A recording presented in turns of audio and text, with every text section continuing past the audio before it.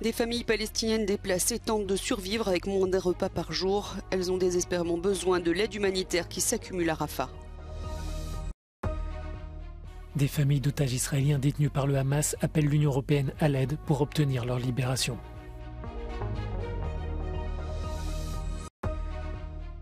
L'Ukraine se rapproche de l'Union européenne. La Commission européenne recommande d'ouvrir les négociations d'adhésion.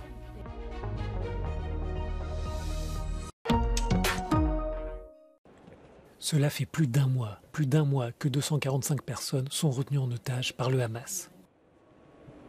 Shai Venkert fait partie des familles concernées. Il s'est rendu mercredi au Parlement européen pour demander à l'Union d'aider à leur libération. This is my son that is beaten, slaughtered, and there are gun pointed at him.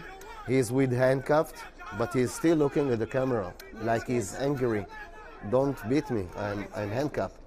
Omer is 22 years old. He's a very handsome, very beautiful boy. He only went to a party, to a fest, to the Nova Fest, to celebrate happiness and freedom and love.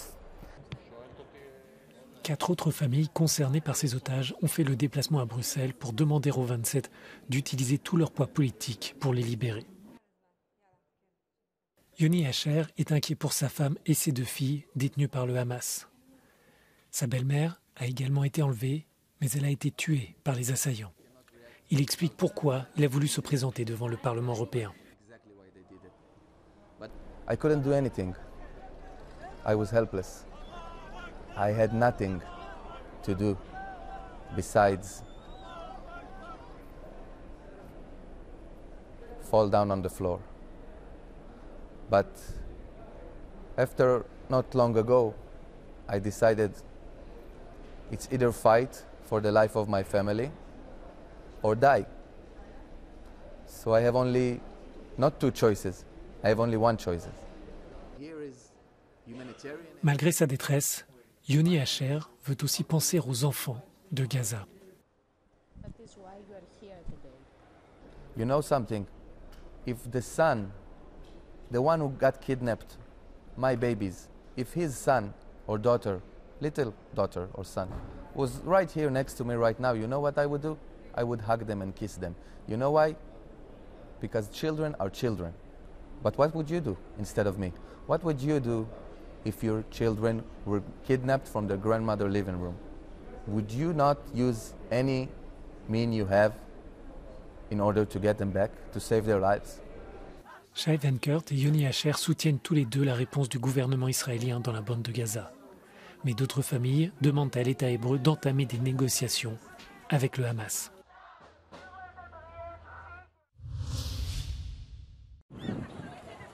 Ils ont fui leur maison, sans argent ni biens, et n'ont rien à se mettre sous la dent. Les Palestiniens déplacés par la guerre à Gaza subissent une autre guerre, celle de la faim, en plus de l'horreur qu'ils ont laissée derrière eux. Dans ce camp, obtenir un repas par jour relève d'une mission impossible.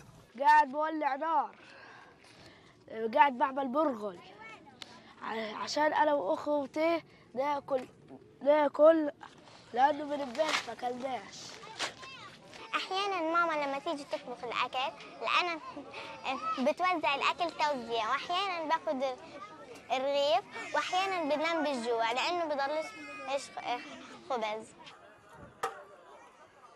Les familles du camp nous disent que la vie est très difficile et qu'elles passent de nombreux jours sans manger. Cette femme déplacée cuisine les haricots et le molokia qu'elle a obtenu grâce à l'aide des voisins de la région.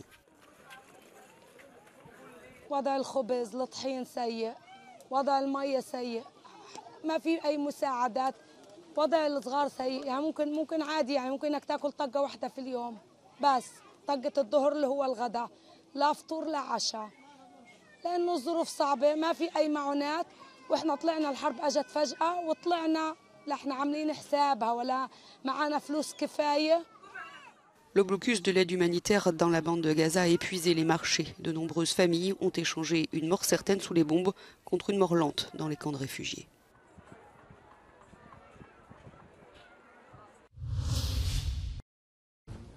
L'Ukraine revendique l'explosion à la voiture piégée qui a coûté la vie au pro-russe Mikhail Filiponenko. Ce député était l'un des fondateurs de l'armée séparatiste de Lougansk en 2014. Mikhail Filiponenko a été impliqué et participé à des chambres de torture pour prisonniers de guerre et civils ukrainiens dans la partie occupée de la région de Lougansk, selon les renseignements ukrainiens.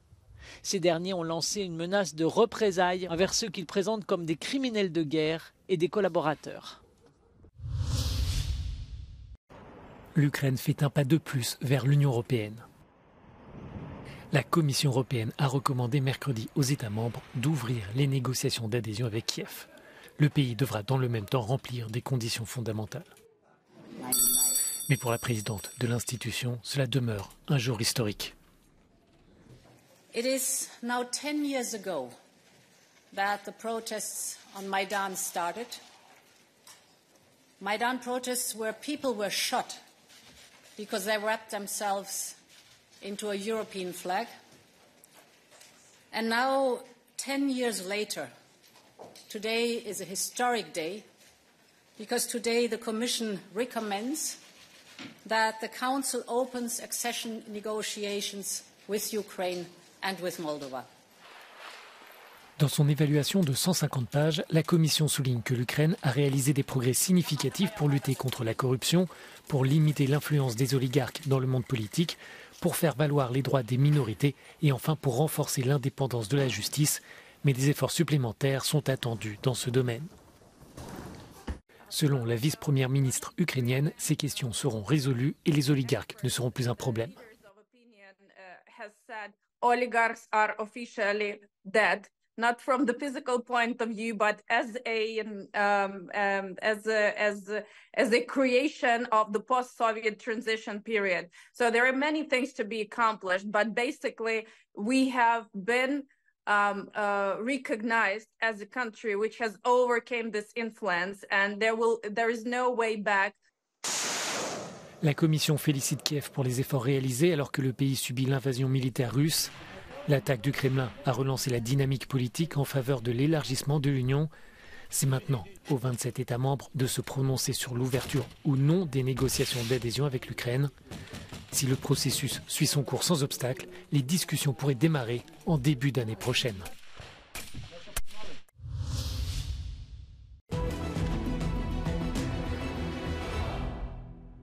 Russian sources claim that Ukrainian forces are continuing larger than usual ground operations on the east bank of Kherson with a light infantry grouping of roughly battalion size.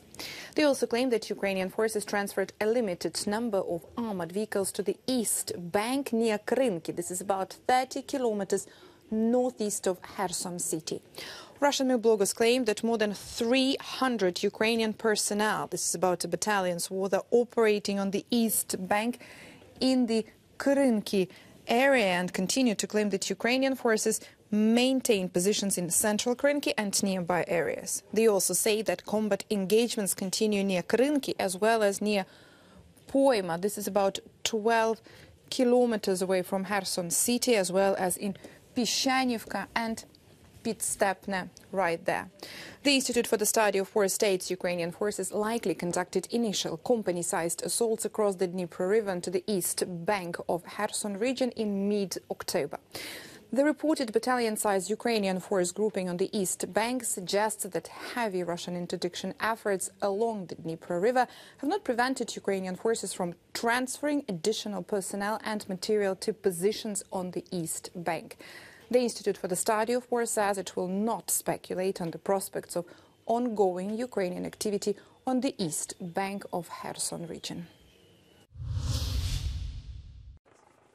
Fin de l'alerte à Hambourg, dans le nord de l'Allemagne. La police a terminé ses fouilles dans un lycée à la recherche de 2 individus soupçonnés de détenir une arme à feu sans les avoir retrouvés. Le lycée avait été évacué plus tôt dans la journée. La perquisition est terminée, mais les policiers restaient sur place pour interroger les témoins, en particulier l'enseignante qui a été concrètement menacée, ainsi que les élèves de la classe de 8e âgés de 14 ans dans laquelle les faits se sont déroulés. Un seul des 2 individus aurait menacé l'enseignante, selon un porte-parole de la police. Les élèves évacués ont été transférés par bus vers une caserne proche où leurs parents ont pu les rejoindre.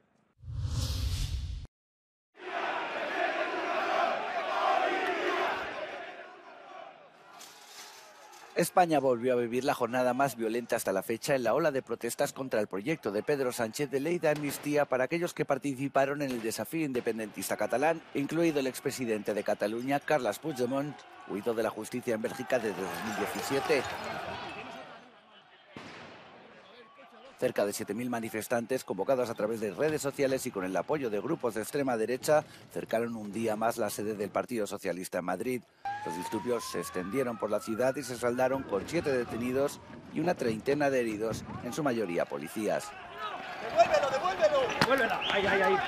En el Congreso, estas vallas recuerdan la tensión vivida durante la noche cuando una columna de manifestantes trató de acercarse al Congreso.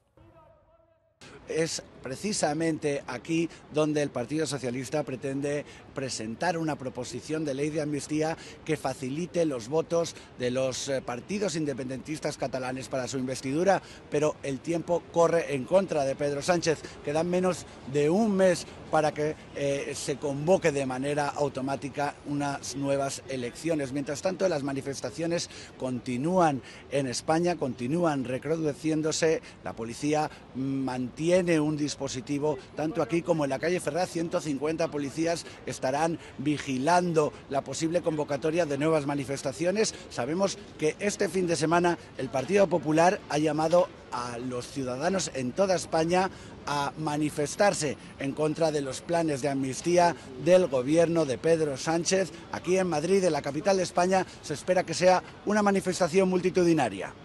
En Madrid, Jaime Velázquez, Euronews.